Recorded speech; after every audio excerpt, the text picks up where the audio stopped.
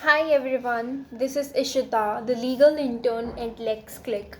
I'm gonna tell you all about the impact of crude oil price hike, why it was in news or it is.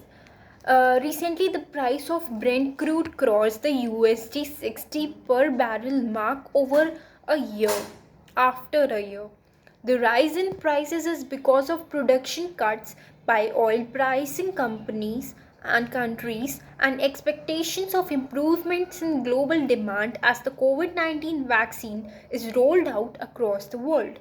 In April 2020, the West Texas Intermediate crude oil slipped below zero for the first time in its history to a negative USD 40.32 per barrel. Two crude oils, which are either traded themselves or whose prices are reflected in other types of crude oil, include West Texas Intermediate and Brent. Now tell you the key points. Oil pricing. Generally, the Organization of the Petroleum and Exporting Countries UPEC used to work as a cartel and fix prices in a favorite band. UPEC is led by Saudi Arabia, which is the largest exporter of crude oil in the world, single-handedly exporting 10% of the global demand. OPEC has a total of 13 member countries, which are Iran, Iraq, Kuwait, UAE, Saudi Arabia, Algeria, Libya, Nigeria, Gabon, Equatorial Guinea, Republic of Congo, Angola, Venezuela. OPC could bring down the prices by increasing oil production and raise prices by cutting production. The global oil pricing mainly depends upon the partnership between the global oil exporters instead of a well functioning competition.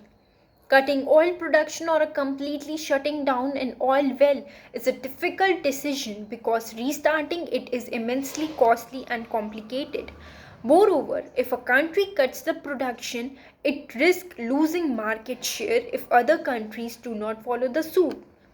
Recently, OPEC has been bringing with Russia as OPEC Plus to fix the global prices and supply.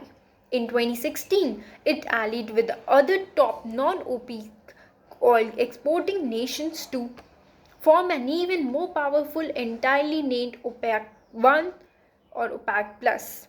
Reasons for the present price hike: limited supply, rising demand, and impact on India. So, limited supply. Major oil products producing countries had cut oil production last year amid a sharp fall in demand due to COVID-19 pandemic. Saudi Arabia pledged extra supply cuts in February and March 2020 following reductions by other members of Organization of the Petroleum Exporting Countries and its allies. In early January 21st, the OPEC and Russia as OPEC Plus agreed to cut back in oil production to increase the prices. Rising demand, the production and rollout of vaccines for COVID-19 and the rising consumption post the COVID lockdowns last year have both led to revival in international crude oil prices. Now I'm going to tell you about the impact on India. Current account deficit. The increase in oil prices, which increased the country's import bill and further disturbed its current account deficit, excess of imports of goods and services over the exports. According to estimates, a $1 increase in crude oil price increases the oil bill by around USD 1.6 billion per year. India imports 80% of its crude oil requirements, and the average price of Indian baskets of crude oil has already risen to USD 54.8 barrel for January 21st. Inflation. The increase in crude oil could also further increase inflationary pressures that had been building up in the past few months. Therefore, it will increase the space for Monetary Policy Committee to ease the policy rates further. The government had hiked central taxes on petrol and diesel by 13 per litre and by 11 per liter in 2020 to boost revenues amid lower economic activity. Fiscal health. If oil prices continue to increase, the government shall be forced to cut taxes on petroleum and diesels, which make loss of revenues and deteriorate its fiscal balance.